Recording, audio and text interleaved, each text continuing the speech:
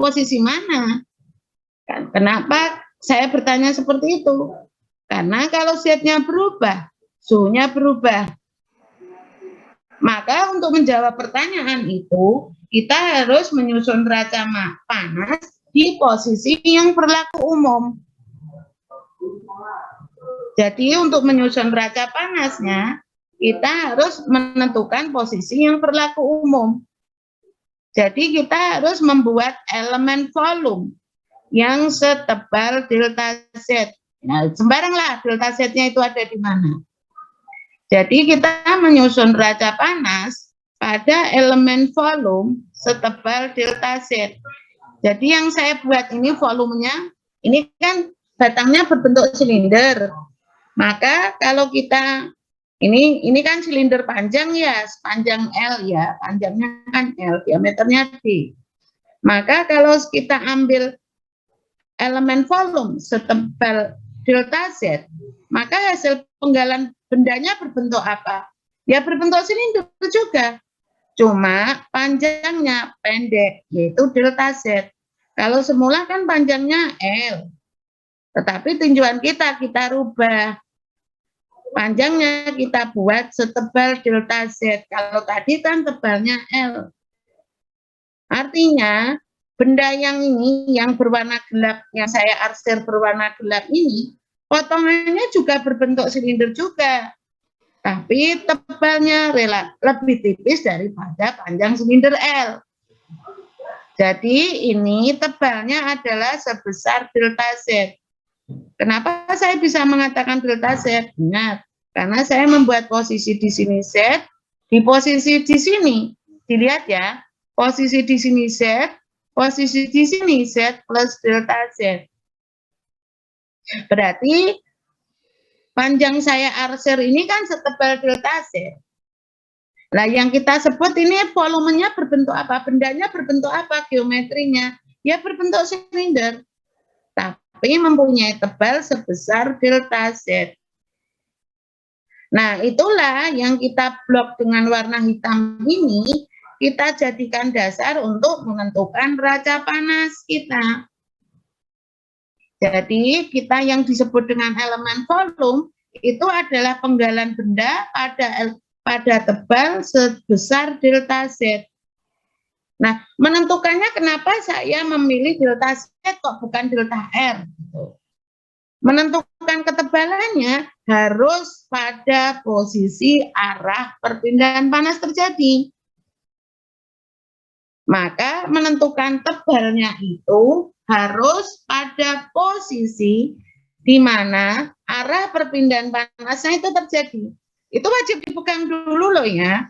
Perpindahan panas kita terjadi dalam arah Z. Maka besarnya tebal elemen volume kita ya wajib delta Z. Tapi misal perpindahan panas kita terjadi dalam arah X, maka tebal elemen volume kita berapa? Ya delta X. Misal lagi, perpindahan panas kita terjadi dalam arah Y, maka tebal elemen volume kita berapa? Ya delta Y. Jadi gitu ya, dipahami ya. Jadi menentukan tebal bendanya itu tergantung dari arah perpindahan panasnya. Jadi kalau dalam kasus ini, perpindahan panasnya itu terjadi dalam arah Z, maka tebal elemen volumenya ya wajib delta Z. Kalau perpindahan panasnya terjadi dalam arah R, maka tebal elemen volumenya ya harus delta R. Jadi menentukan tebal elemen volume tergantung dari arah perpindahannya. Dalam kasus ini perpindahan panas. Dipegang dulu ya, dicatat. Karena kalau Anda sudah paham di sini sampai ke belakangnya ini. Karena menentukan model matematis gini tuh nanti sampai skripsi pun harus sudah jago. Makanya sengaja saya menjelaskan ini sangat pelan. Karena model matematis itu melekat sampai nanti. Iya toh. Nah, sekarang kita susun aja neraca panas pada elemen volume setebal delta Z. Kenapa delta Z? Karena perpindahan panas kita terjadi dalam arah Z. Sudah terjawab. Kenapa pada keadaan steady? Karena memang kondisinya steady. Ya tidak. Ya toh di soal kan sudah disebutkan. Perpindahan panas kita terjadi pada keadaan steady. Nah, baik. Sehingga bentuk neraca panas kita apa? R in. Kenapa R ya? Karena ini semua dalam bentuk laju. Namanya aja proses kecepatan. Mesti kalau kita mengatakan proses kecepatan, kalau cepat, lambat, mesti ada kaitannya dengan laju, waktu. Ya toh? Berarti R in dengan R out sama dengan R akumulasi. Ini pada elemen volume yang kita blok dengan warna hitam. Ini elemen volume setebal delta Z. Kita setting ya, ini tolong diperhatikan. Posisi di sini itu kita sebut dengan posisi Z. Posisi di sini itu kita sebut dengan posisi Z. Ini Z. Ini Z. Ini adalah Z, posisi Z. Posisi di sini itu adalah Z plus delta Z. Jadi panjang ini adalah setebal delta Z. Nah, inilah yang kita elemen volume yang kita gunakan untuk menyusun neraca panas kita pada elemen volume setebal delta Z. Padahal bentuk neraca panas kita apa tadi? Laju alir panas masuk dikurangi laju alir panas yang keluar. Laju alir panas yang masuk yang mana? Yaitu laju alir panas yang masuk ke elemen volume. Laju alir panas yang keluar yang mana? Laju alir panas yang keluar dari elemen volume. Ya toh, karena neraca panas kita pada elemen volume sama dengan laju akumulasi panas pada elemen volume. Karena tinjauannya itu adalah steady, maka laju akumulasi panasnya adalah sama dengan 0. Nah, sekarang kita lihat. Ya. Oh, ini bergerak ya. Nah, berarti sekarang ingat ya, laju alir panas masuk adalah besarnya panas yang masuk ke dalam elemen volume. Laju alir panas yang keluar adalah besarnya laju alir panas yang keluar dari elemen volume. Nah, laju alir panas masuk di elemen volume, ya di sini panas masuknya. Berarti laju alir panas masuk itu di posisi Z. Ini adalah posisi laju alir panas masuk ke dalam elemen volume. Betul tidak? Laju alir panas masuk ke dalam elemen volume ya di posisi Z. Laju alir panas yang keluar dari elemen volume mana? Ya di posisi Z plus delta Z. Selain itu ada laju alir panas yang keluar tidak pada elemen volume? Ada. Yaitu apa? Panas konveksi dari permukaan batang ke udara. Betul tidak? Kan ada panas dari permukaan batang ke udara. Karena batangnya kan berada di udara. Suhu udara lebih rendah daripada suhu batang. Maka otomatis akan ada perpindahan panas dari permukaan batang ke udara. Betul tidak? Ya betul lah. Betul nggih? Betul ya, Ras? Kan permukaan batangnya kan berkontak dengan udara. Suhu batang lebih tinggi daripada suhu udara. Maka kan ada panas bergerak dari permukaan batang ke udara. Betul nggak? Nah, karena suhunya itu di permukaan batang itu lebih tinggi daripada suhu udara, maka arah perpindahan panasnya akan keluar menuju udara. Jadi, laju alir panas keluarnya itu dua, laju perpindahan panas antar fasa dan laju alir panas konduksi, yaitu perpindahan panas yang keluar di posisi Z plus delta Z dan yang keluar di seluruh permukaan batang pada elemen volume setebal delta Z. Nah, sekarang kita susul. Laju alir panas yang masuk di sini adalah panas konduksi, karena masuknya ke dalam batang. Batang kita terbuat dari padatan. Maka karena di dalam padatan hanya satu fasa, maka perpindahan panasnya ya hanya panas konduksi. Kalau ini kenapa yang dari permukaan batang ke udara kok antar fasa? Karena apa? Kontaknya, fasanya berbeda. Ini padatan ke udara. Tapi kalau yang ini kan di dalam padatan. Nah, sehingga kalau kondisinya seperti ini, kita menggunakan hukum Fourier. Hukum Fourier kita apa? Ya tadi ini. Hukum Fourier kita Q sama dengan negatif K kali A kali dt per dx. Berhubung perpindahan panas kita ke arah Z, ini harus dz. Karena perpindahan panas kita ke arah Z. Terus A-nya berapa? Perpindahan panas kita kan ke arah Z. Maka luasannya kan harus tegak lurus ke arah Z. Kalau Anda punya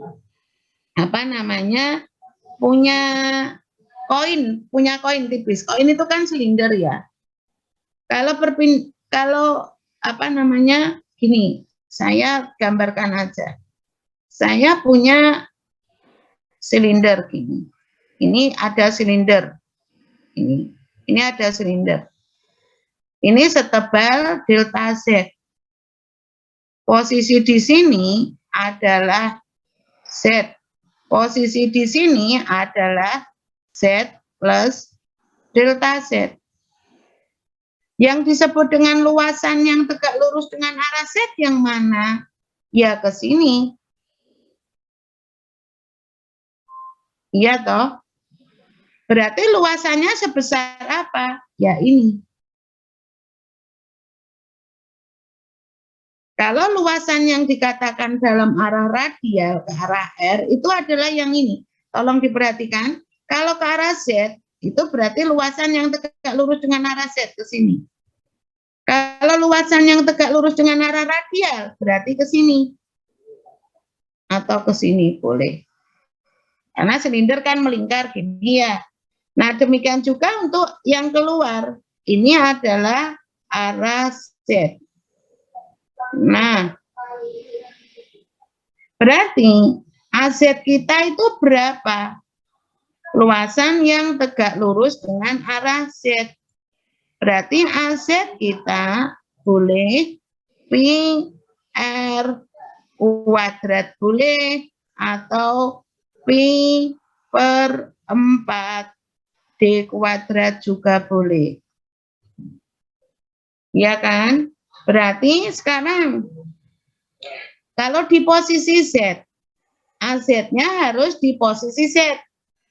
Kalau di posisi Z plus delta Z, maka AZ-nya harus di posisi Z plus delta Z. Sekarang kita lihat dulu. Kita lihat.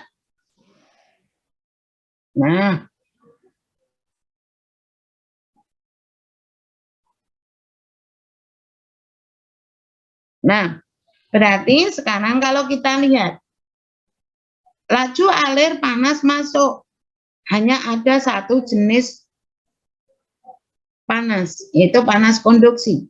Apa? Menggunakan hukum Fourier. Negatif K Pi per 4 D kuadrat kali dt per dz pada posisi Z. Karena posisi laju alir panas masuk kan di posisi Z. Di sini.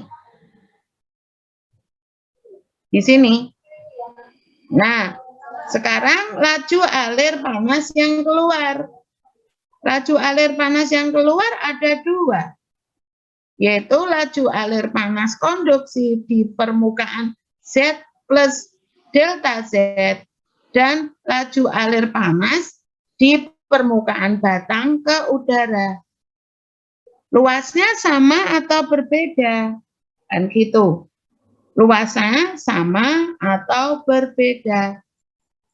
Jelas luasnya berbeda. Karena kalau yang dikonduksi arahnya ke arah Z, kalau yang konveksi arahnya ke arah R. Iya, tahu kan ke sana. Yang ini kan ke sini. Berarti yang arah untuk ke arah konveksi atau antarfasa AR. Berarti sama dengan apa? Ya sama dengan luas selimut silinder, iya toh, kali panjangnya. Berarti apa? 2 pi atau PDL ya. Atau sorry, AR-nya saya tulis di sini. AR-nya berarti sama dengan 2 PR kan sama dengan D. Berarti pi D kali delta Z.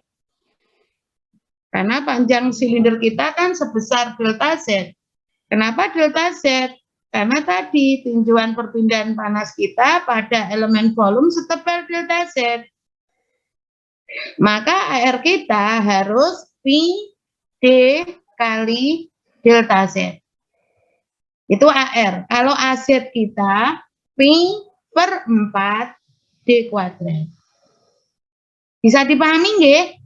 AR kita itu adalah perpindahan panas dalam arah radial dari permukaan silinder ke udara. Ya toh? Tapi kalau untuk perpindahan panas konduksi kita kan ke arah Z. Karena perpindahan panasnya kan mengalirnya ke arah Z. Maka pi per 4 kali D kuadrat. Itu nggih. Nah, sekarang saya hapus dulu. Nah, sehingga kalau ada bentuk yang seperti ini, maka persamaan kita menjadi ini. Negatif K, ini laju alir panas konduksi yang masuk ya. Negatif K, pi per 4 D kuadrat, dt per dz di posisi Z.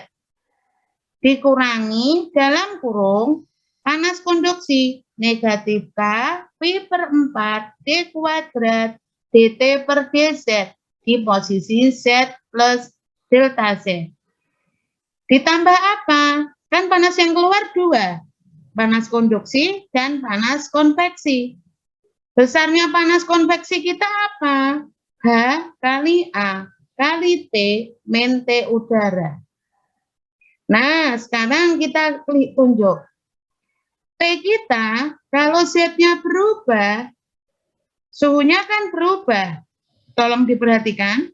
Kalau T-nya ini, kalau Z-nya di sini dalam elemen volume setebal delta Z, Z-nya berubah. Akibatnya apa? Maka suhunya berubah.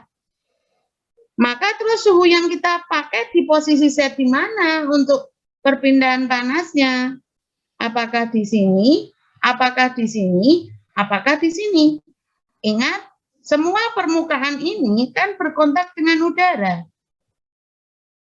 Maka untuk menentukan posisinya yang arah radial, itu posisinya di semua permukaan ini, suhunya kita rata-ratakan. Sehingga menjadi bagaimana? Ya ini, T rata-rata. Luasannya pi D kali delta Z. H kali A kali beda suhu. T-nya yang mana? T-nya di permukaan ini suhunya kita rata-ratakan. Di sepanjang ini, karena suhu di sini, suhu di sini, suhu di sini, suhu di sini berbeda. Maka suhu di arah Z di elemen volume setebal delta Z itu kita rata-ratakan.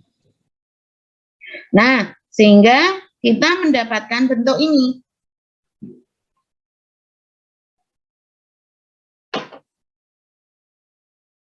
Kita mendapatkan bentuk ini. Nah, kita mendapatkan bentuk ini. Nah, persamaan ini akan kita bagi dengan K Pi per 4 D kuadrat kali delta Z. Persamaan ini kita bagi dengan K Pi per 4 D kuadrat kali delta Z. Maka hasilnya menjadi bagaimana? Nah, maka kita mendapatkan persamaan ini. Ya toh, persamaan ini kita bagi dengan K Pi per 4 D kuadrat kali delta Z. Maka kita mendapatkan bentuk ini. DT per DZ. Ini yang ini kita, karena ini negatif kali negatif menjadi positif ya. Maka Z plus delta Z menjadi di depan. Ya toh, ini negatif kali negatif. Maka menjadi positif. DT per DZ pada posisi Z plus delta Z. Dikurangi DT per DZ di posisi Z. Dibagi dengan delta Z. Ini negatif kali positif. Maka hasilnya adalah negatif. Negatif berapa jadinya kalau dibagi dengan K Pi per 4 D kuadrat delta Z? Maka hasil ini menjadi ini, negatif 4H per KD kali T rata-rata min PU sama dengan 0. Nah, saatnya persamaan ini kita limitkan.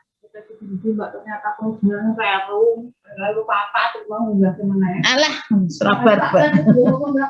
Aku kira ngisi Mbak, lagi don jawab lo iya toh.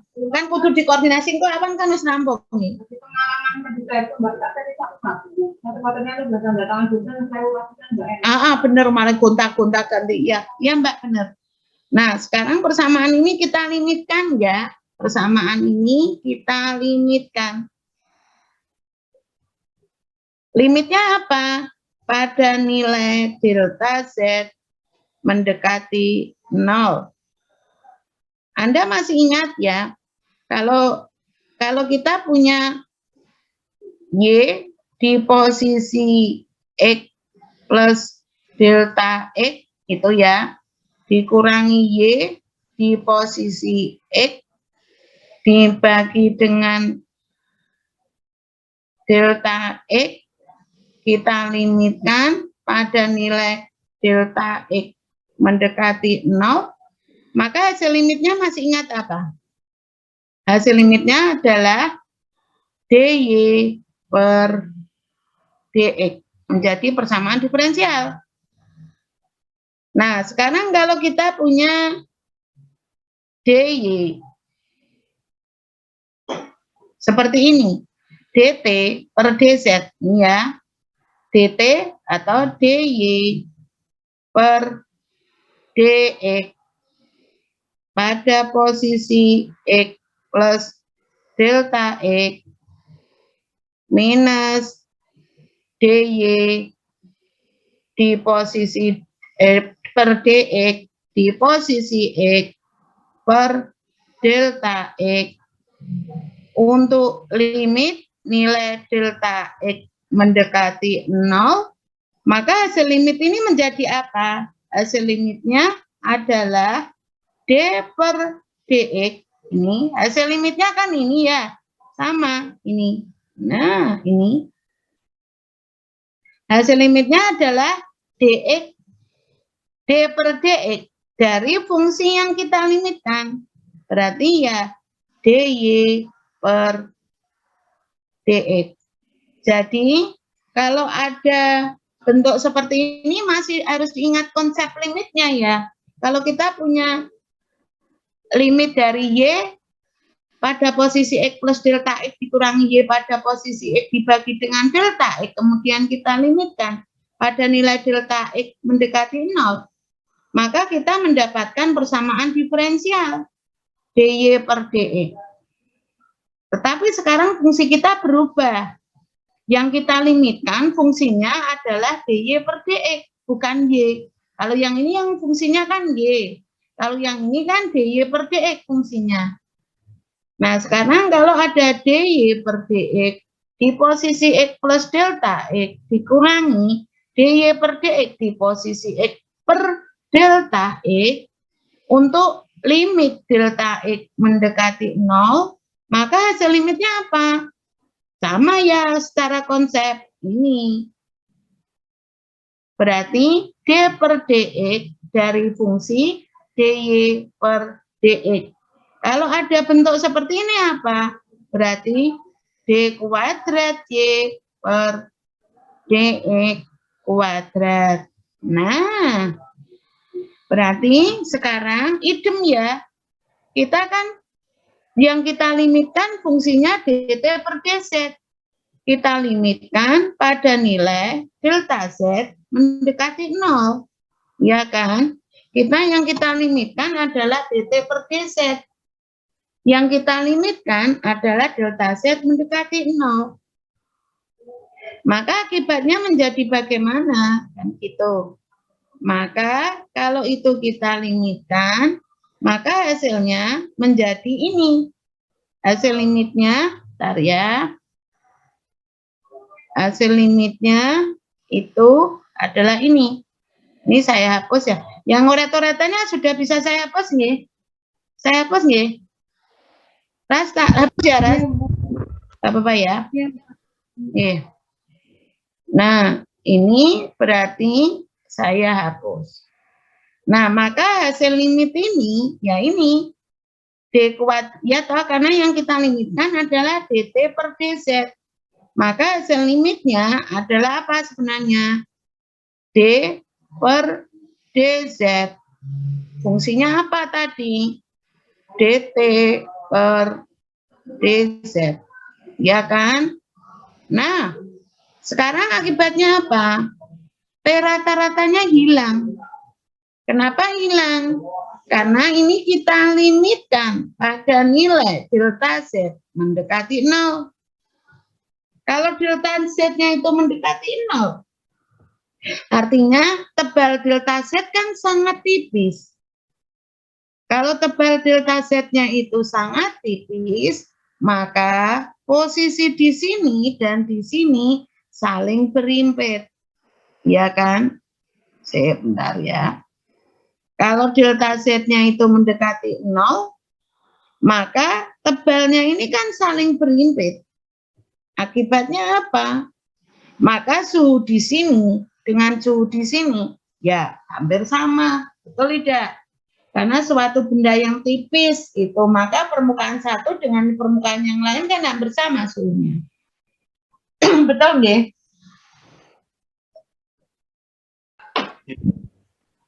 Demikian juga dengan ini. Maka T rata-rata kita akan hilang. T rata-rata kita akan hilang. T rata-rata kita akan hilang.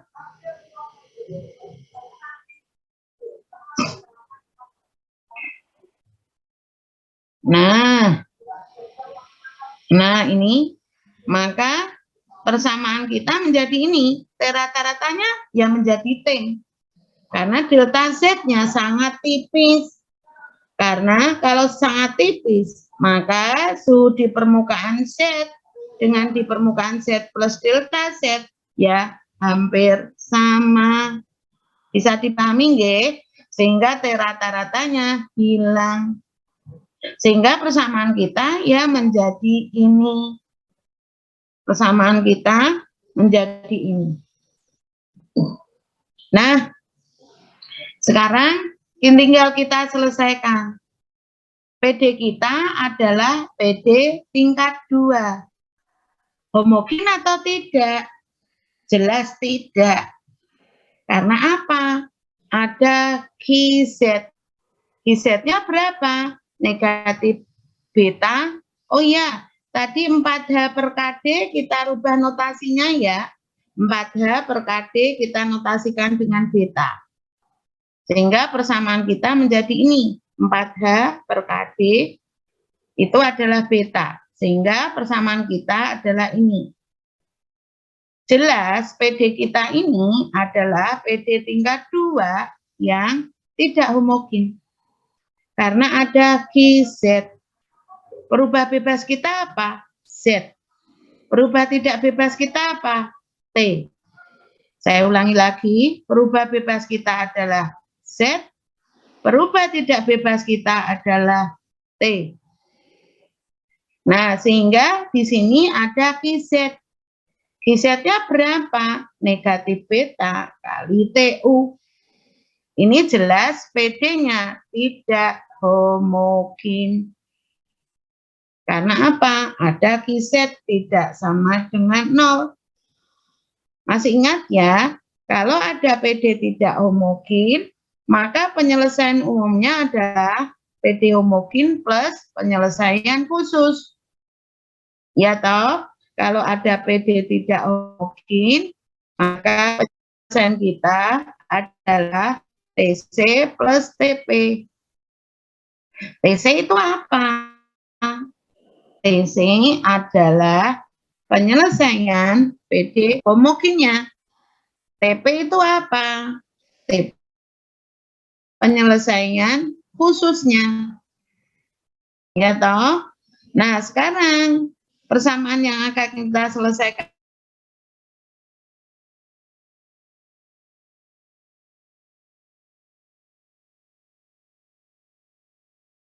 Kalau Z-nya berubah, suhu berubah. Maka